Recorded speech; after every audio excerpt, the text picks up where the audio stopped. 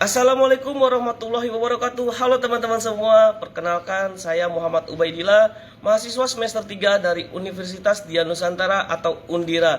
Kali ini saya akan membahas topik penting dalam mata kuliah manajemen sumber daya manusia, yaitu apa? Manajemen kompensasi. Yuk simak sampai habis karena ini bukan hanya soal gaji, tapi tentang strategi penting dalam dunia kerja. Oke teman-teman, jadi apa sih sebenarnya manajemen kompensasi itu? Secara sederhana, kompensasi adalah imbalan yang diberikan kepada karyawan atas kontribusinya kepada organisasi atau perusahaan. Bentuknya bisa uang atau non-uang, seperti gaji, tunjangan, bonus, bahkan juga pengakuan dan kesempatan pengembangan karir. Nah, manajemen kompensasi bukan cuma soal ngitung gaji, tapi lebih ke bagaimana organisasi atau perusahaan bisa mengelola penghargaan secara adil, strategis, dan sesuai dengan tujuan perusahaan.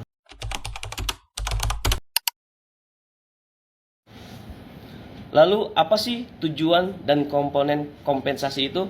Tujuan utamanya ada 5. Yang pertama adalah menarik tenaga kerja berkualitas.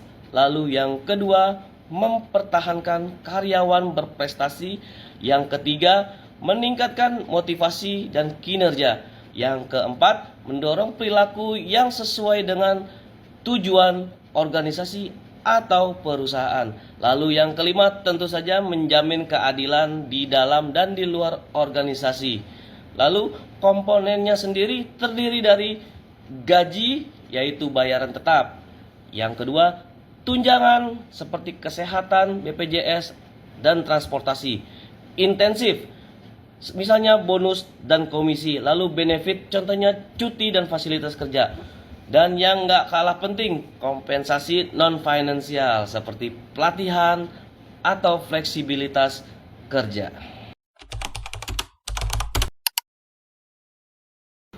Teman-teman, sistem kompensasi itu tidak bisa kita asal kasih aja, harus ada prinsip dan strateginya. Supaya apa? Supaya adil dan tepat sasaran. Nah, sekarang kita bahas dahulu prinsip-prinsip dasarnya. Yang pertama adalah keadilan.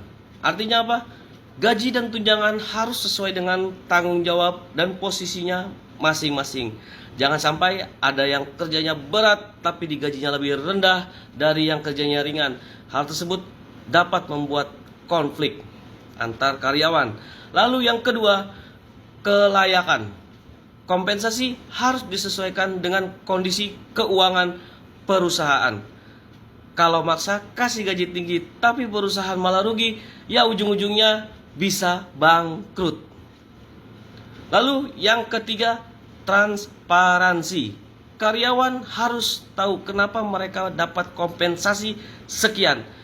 Jangan sampai ada yang merasa diperlakukan tidak adil karena prosesnya tidak jelas.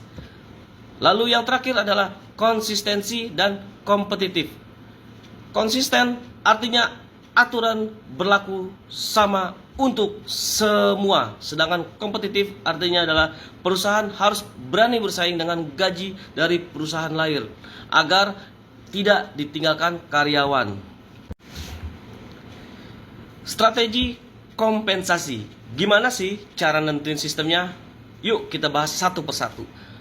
Yang pertama adalah market based strategy, yang dimana gaji disesuaikan dengan harga pasar tenaga kerja. Kalau rata-rata fresh graduate digaji 5 juta, maka perusahaan menyesuaikan biar tetap menarik. Lalu yang kedua, performance based strategy. Gaji atau bonus dihitung berdasarkan kinerja. Semakin bagus performance kita, maka semakin besar juga reward yang kita dapatkan. Lalu yang ketiga, skill based strategy. Karyawan yang mempunyai skill lebih, ya dihargai lebih. Ini yang bikin orang jadi semangat belajar dan upgrade kemampuan. Lalu yang keempat, seniority based and job evaluation based. Seniority based yaitu berdasarkan masa kerja. Lalu job evaluation based yaitu kompensasi ditentukan dari evaluasi posisi kerja, seberapa penting dan seberapa kompleks tugasnya.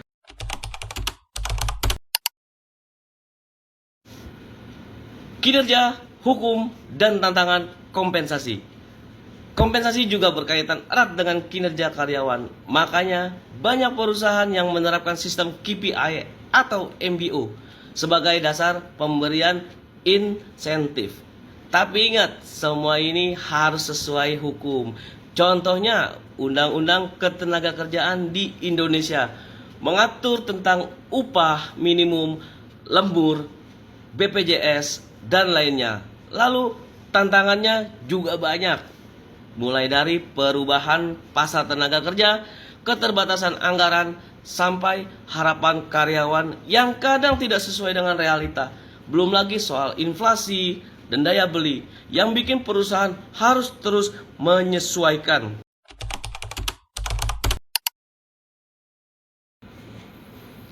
Oke, jadi teman-teman, manajemen kompensasi itu bukan sekedar gaji, tapi bagian penting dari strategi organisasi untuk membangun kinerja, motivasi, dan loyalitas karyawan. Sistem yang baik harus adil, transparan, kompetitif. Kalau dikelola dengan benar, kompensasi bisa jadi alat ampuh untuk meraih keunggulan di tengah persaingan bisnis.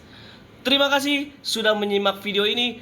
Kalau kalian suka, jangan lupa like, comment, and share, biar ilmu bermanfaat buat banyak orang. Sampai jumpa di video pembelajaran selanjutnya. Saya Muhammad Ubaidillah, pamit, salam semangat dari Undira.